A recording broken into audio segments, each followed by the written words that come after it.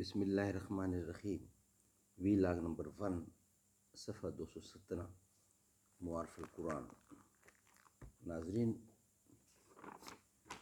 آغاز آج کا پہلا وی لاگ کتاب کا نام ہے معارف القرآن، جلد اول، سورۃ الفاتح سے لے کر سورۃ البقرہ، پارہ اول سے لے کر پارہ تیسرا، اور رکوع ہے 8واں۔ مفتی اعظم پاکستان حضرت مولانا مفتی محمد شفیع صاحب رحمۃ اللہ علیہ، یہ رائٹر ہیں اس کتاب کے، آپ کی خدمت میں پیش کر رہے ہیں قرآن کا ترجمہ، تشریح، تفسیر۔ بسم اللہ الرحمن الرحیم۔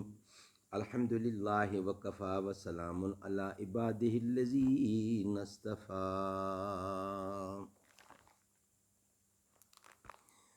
زباں پر مومنوں کے جب بھی ذکر تاجدار آئے، تو اس کے بعد لازم ہے کہ ذکر چار یار آئے۔ ابو بکر و عمر، عثمان و حیدر جب بھی باغباں ہوں تو پھر کیوں کرنا باغ مصطفیٰ میں ایک بہار آئے۔ صفحہ 217، وی لاگ نمبر 1۔ اور یہ ہمارا جو مین ہیڈنگ ہے وہ یہ چل رہا ہے کہ نماز مسجد کے سوا کسی اور جگہ جماعت ہو سکتی ہے۔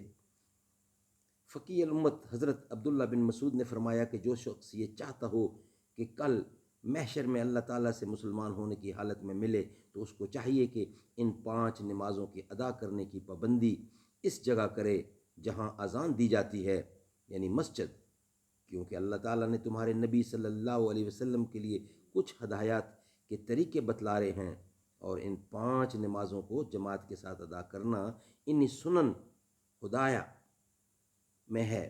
اور اگر تم نے یہ نمازیں اپنے گھر میں پڑھ لیں، جیسے یہ جماعت سے الگ رہنے والا اپنے گھر میں پڑھ لیتا ہے، کسی خاص شخص کی طرف اشارہ کر کے فرمایا، تو تم اپنے نبی صلی اللہ علیہ وسلم کی سنت کو چھوڑ بیٹھو گے، اور اگر تم نے اپنے نبی کی سنت کو چھوڑ دیا تو تم گمراہ ہو جاؤ گے۔ اور جو شخص وضو کرے اور اچھی طرح پاکی حاصل کرے، پھر کسی مسجد کا رخ کرے، تو اللہ تعالیٰ اس کے ہر قدم پر نیکی اس کے اعمال یعنی نامہ اعمال میں درج فرماتے ہیں، اور اس کا ایک درجہ بڑھا دیتے ہیں اور ایک گناہ معاف کر دیتے ہیں۔ اور ہم نے اپنے مجمع کو ایسا پایا ہے کہ منافق بین اتفاق کے سوا کوئی آدمی جماعت سے الگ نماز نہ پڑھتا تھا، یہاں تک کہ بعض حضرات کو عذر اور بیماری میں بھی 2 آدمیوں کے کندھوں پر ہاتھ رکھ کر مسجد میں لایا جاتا اور صف میں کھڑا کر دیا جاتا تھا۔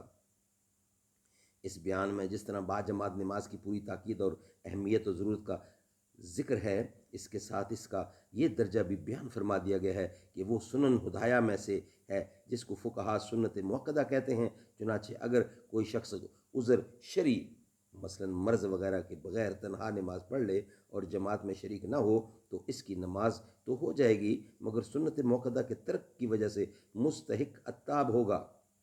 اور اگر ترک جماعت کی عادت بنا لے تو سخت گناہ گار ہے، خصوصاً اگر ایسی صورت ہو جائے کہ مسجد ویران رہے اور لوگ گھروں میں نماز پڑھیں، تو یہ سب شرعاً مستحق کے سزا ہیں۔ اور قاضی ایاز رحمۃ اللہ نے فرمایا کہ ایسے لوگ اگر سمجھانے سے باز نہ آئیں تو ان سے قتال کیا جائے، یہاں تک انہوں نے کہا۔